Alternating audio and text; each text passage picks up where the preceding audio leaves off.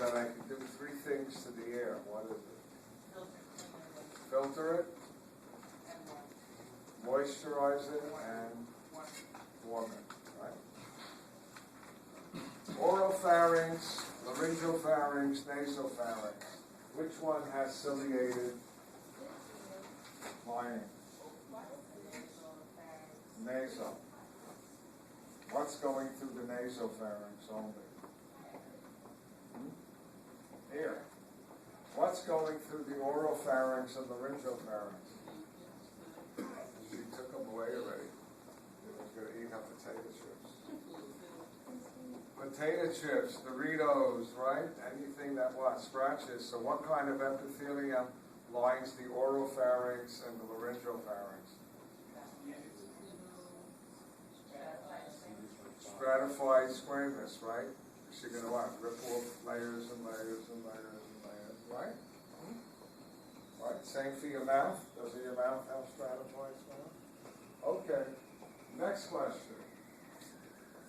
Maybe two other things that the nose does besides warm the ear, filter the ear, and moisturize it. Oh, smells. What? Smells. Smell. And taste. What was it? Taste. Speech. Very good. What? I found my other magic.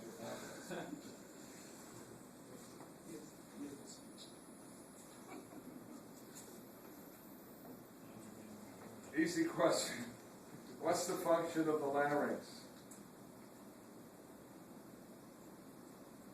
Can you give me two functions of the larynx? What's the main function of the larynx? Speech. Swallow. Swallowing. Speech. Larynx, vocal cords. Ah. And what else can the larynx do? Swallows. The larynx can prevent what? Food and liquid from going where? Into your trachea instead of your esophagus. Remember the epiglottis? Okay. Which lung, right or left, has three lobes? Right. Right. Therefore, how many secondary bronchi are in the right lung? Three. How many in the left lung? Two. Are these easy questions? Yes. Yeah, they're too easy. Let's get into the lung. When, as the bronchi divide and divide, what happens that you now call them bronchioles? There's no more cartilage. There's no more cartilage and it's all what? Smooth Muscle. Until you get to the terminal bronchioles, they have no muscle. They're very thin tubes, remember, that lead to the alveolar sacs, okay? So, name me the components of the respiratory membrane. Remember, that's where the gas has to pass through. The type 1 cells. What? The type 1. Type 1 epithelium of the alveolus. Basement membrane? Yeah. Someone said it. The basement membrane of that cell. Then what?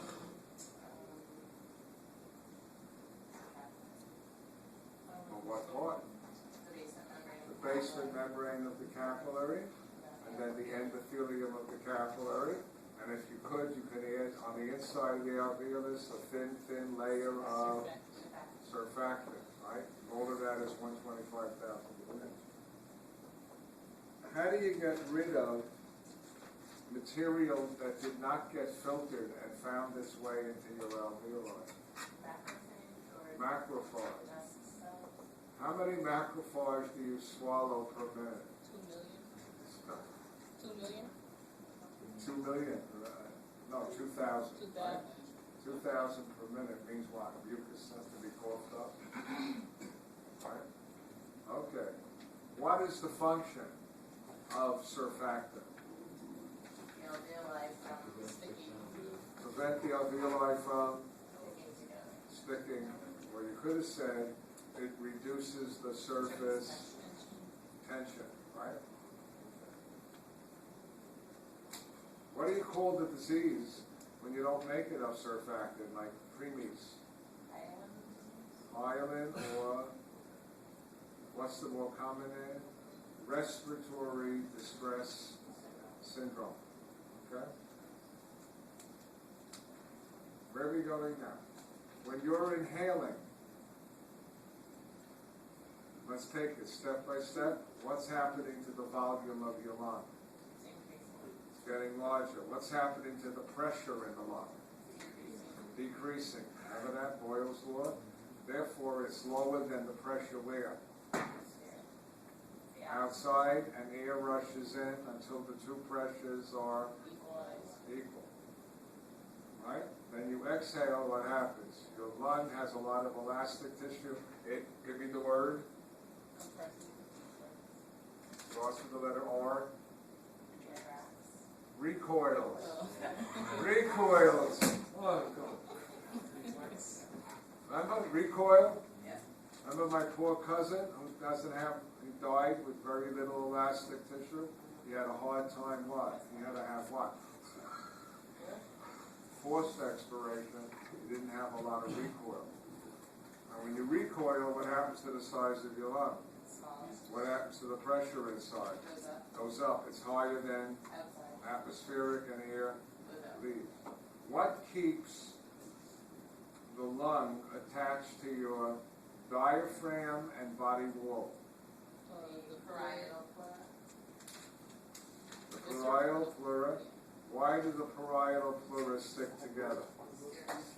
The pressure inside is lower Lower than the pressure in the lungs. outside. Remember?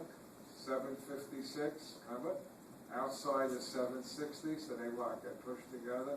What happens if air gets in between the two pleura? Collapsing lung. What do you call it? Pneumothorax. Lucky. What is it? Pneumothorax. And what happens to your lung? Collapsing. Collapses. What do you call it if a region of the lung, one of the bronchi, gets clogged with mucus and that region of the lung begins to collapse? What is that called? It starts with an A. It starts with an A. Right? No one ever remembers it. Atelectasis. Isn't that a horrible word? Atelectasis. You're going to see a lot of it in the hospital. Why? There are a lot of patients who overproduce mucus because they have what? Holes, what have you, and parts of their lung, what? The bronchi get clogged, and they're going to have trouble breathing. Oh! If you get pneumonia, you get irritation in your lung.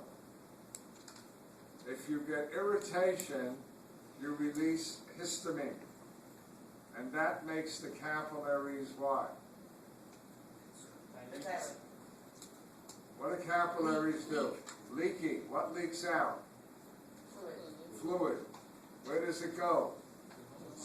Into the alveoli. If you leak a lot of fluid, you're drowning. Do people die of pneumonia? Yes. You know why they die of pneumonia? They drown in their own fluids. You with me? That's what kills you. Should I do that again? The events, by the way, in all your health courses, they'll use the word sequelae. Sequelae, S-E-Q-U-E-L-A-E, means the order of events in a disease. You with me? And they will ask on boards, which of the following is the correct sequelae of events for blankety blank disease? Okay, so you get viral infection, bacterial infection, mold infection. Mold, you know, all them people with Sandy, they better clean out their basements, right? Because there's mold. And the mold and the bacteria and the viruses grow, and they cause inflammation. Because you what? Release histamine, and the inflammation causes capillaries to leak. Fluid what? Leaks out of the capillaries and goes into the alveoli. The alveoli filled with water. That makes the respiratory membrane what? Much thicker. CO2 can get through. Remember, it dissolves easily in water, but what can't get through? Oxygen, and you die. How do I know you have fluid in one portion of your lung? What do I do? Tap on the back. I tap your lungs, and what do I hear? Doesn't sound hollow. Thud. I don't hear it. And what is that called? That is called when your lungs fill with fluid.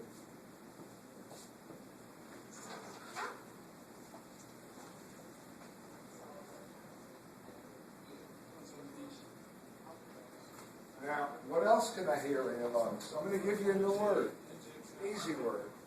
If I put a stethoscope on her, right, and she's breathing, will I hear the fluid kind of going what? Like a gurgling sound? Huh? You know what that's for?